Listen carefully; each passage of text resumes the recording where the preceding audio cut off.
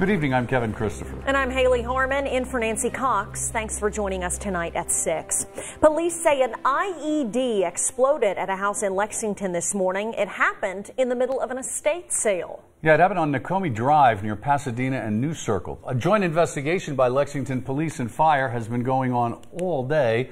Alexa Hellwig is live on the scene with the latest in the big story at 6.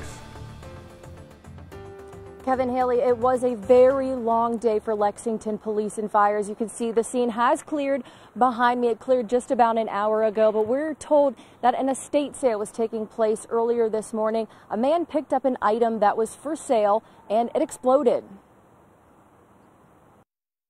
A joint operation with Lexington first responders had fire trucks and police cruisers lined up and down Nakomi Drive this morning for a long day of investigations. The Hazardous Devices Unit was even called to help find out exactly what exploded at the estate sale this morning. A lot of this is just precautionary, just to make sure that we don't have any further incidents related to the prior incident. Just after 9:30, a 911 call came in for a burn victim and that an explosion had taken place. A man picked up an item for sale that looked like a lighter and accidentally ignited it. It turned out to be an improvised explosive device. This was a very low-level explosion.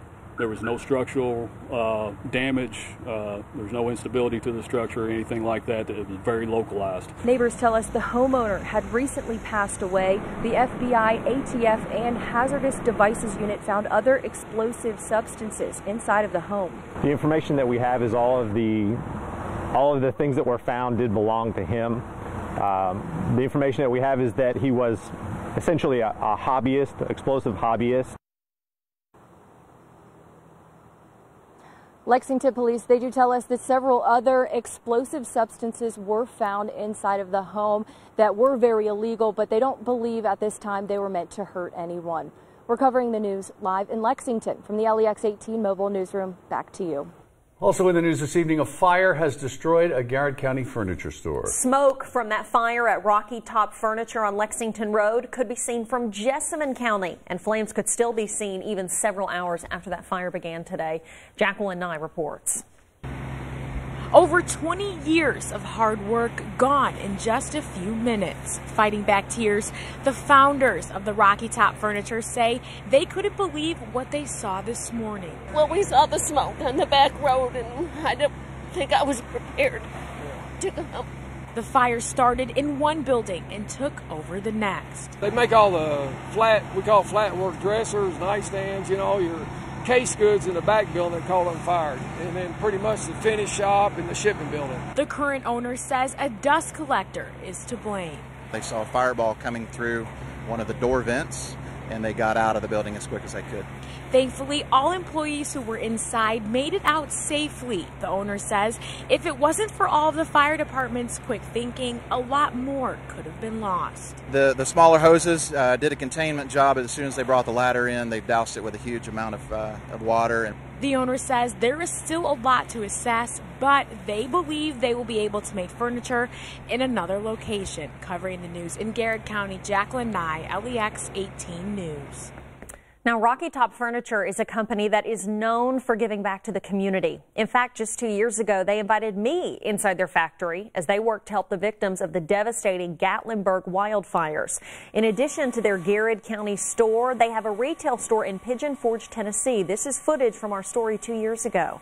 After the 2016 fires ravaged much of the community, Rocky Top donated more than $60,000 worth of free furniture to the families who lost everything in that wildfire, specifically those who didn't have insurance. Many of their longtime customers lost their homes too, so Rocky Top worked with them on getting their homes rebuilt. Here's what their employees told me about why they worked so hard to make a difference for those fire victims. Incredible. It's the most rewarding feeling I think anyone will ever have whenever you can help someone. Rocky Top also donated 5% of their sales for 1 month to Gatlinburg wildfire relief. You hate to hear this happening to them. It's just such wonderful people there, and hopefully people will step up and help them. Knowing their history, there'll be plenty of people pitching in to help them get going again. Absolutely. All right. Well, services for 4 of the 9 family members killed in that duck boat accident in Missouri last week began today. They are relatives of Lexington's Frederick Douglass High School football player, Jaden Coleman. And many people here stepped up to make sure he was able to say goodbye to his loved ones. LEX 18's Carolina Buchek has that story. 9 of the 11 Coleman family members on this duck boat did not survive. The accident stunned people across the country, and in Lexington, the tragedy hit close to home. The rough time that I'm having with my grandfather and the rest of the family members that I lost on the boat. That's Frederick Douglass sophomore Jaden Coleman. He found out he lost his main father figure, his grandfather Horace, as well as 8 other family members while he was at football practice. Today, the funeral started, and Coleman was there thanks to the community raising money so he wouldn't have to worry about getting there, what he would wear, or anything financial. At the fundraiser at City Barbecue, Coleman's mom thanked everyone for the support. We really appreciate his Frederick Douglass family because they have went all out for us, and I really just can't thank everybody enough. The Colemans still have a long road of grief ahead of them. Today, the funerals were held for 4 of their loved ones. Tomorrow, the other 5 will be laid to rest. Covering the news, Carolina Buchek, LEX 18 News. Welcome to Collins Southland Bowl. We are out here for the finale of Lemonade Days. Oh, it's been a wonderful month with the kids hosting their lemonade stands, kids helping kids, but we also have some terrific corporate citizens that are involved with this as well. Joining us now is one of those. This is Elmer Whitaker, CEO of Whitaker Bank, and you've been a part of Lemonade Days for a lot of years. Why are you folks involved? Just basically for what you said. It's a great opportunity for kids to learn the importance of helping their fellow neighbors. It's kids helping kids, as you said, and with all the good works of the Salvation Army, it's just it's rewarding for us to see that work and how it gets done by the kids in this lemonade program.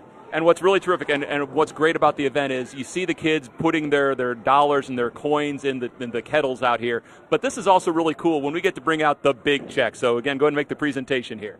Okay, we're very happy to make the presentation to Major Tom on behalf of Whitaker Bank. We're just thrilled to be a part of the program. All righty. Now, Tom, you know, we get these kind of donations coming in during the summer season. How has the need changed for the Salvation Army during the year? Yeah, this is a very important time for us. I think a lot of people think of the Salvation Army at Christmas time, but our work goes on every day of the year. And so when we have the opportunity to have these kids helping the kids in our shelter, it really makes a huge difference. All righty. So again, to everyone who participated in Lemonade Days, thank you. Elmer Whitaker, thank you very much. Major Tom, thank you.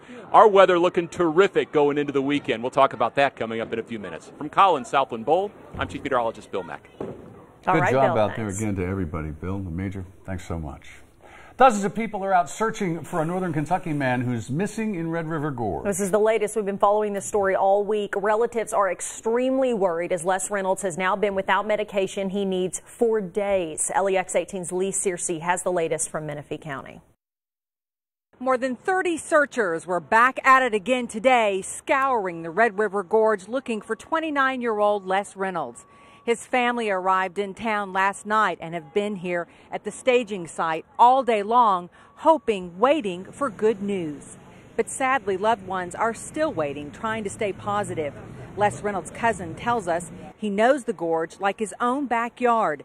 They worry that he could be disoriented from no food or water or his medicine. They tell me he suffers a brain injury and relies on medication, so his family and searchers are worried he could be in distress. Search teams have been concentrating on an area about a half-mile from the Bison Way Trail, close to his campsite. Every hour and day that passes creates more concern. Please just keep your eyes out, keep your eyes peeled. He's been gone for 3 days now, and the longer the time goes, the less chance we're going to be able to find him. And there is obviously a lot of ground to cover here at the Gorge. If you happen to be out here camping or hiking and you think you spot Les Reynolds, call 911 immediately. Covering the news in Menifee County from the LEX 18 Mobile Newsroom, back to you. The southeastern Kentucky woman accused of killing her husband and 2 children in 2017 has a new court date after her appearances were continued twice. According to the Times-Tribune, 42-year-old Courtney Taylor was scheduled to appear Wednesday for a pretrial conference, but the judge pushed it back due to a scheduling conflict. That pretrial conference is now set for August 6th. Now, that was the second continuance in the case. The judge delayed a June appearance to allow the defense to go over the evidence. Taylor faces 3 counts of murder. She's accused of shooting her husband and daughters in their beds in January of 2017. Police shot her twice because they say she pointed a gun at them when they came to investigate. Police have identified the man who they say robbed a Scott County liquor store, then crashed into a police cruiser in Lexington. Deslin Scott Hurley is wanted in connection with both crimes. The robbery happened Monday at the Georgetown Liquor Mart. The next day, a Georgetown officer was in Lexington and spotted a stolen car matching the one seen at the robbery scene. Police say Hurley was behind the wheel and led them on a short chase before wrecking into the officer's cruiser and running away. Well, demand for affordable housing has skyrocketed here in the Bluegrass. The problem is there just aren't enough homes for sale. Realty experts weigh in on why these homes are selling faster than ever next on LEX.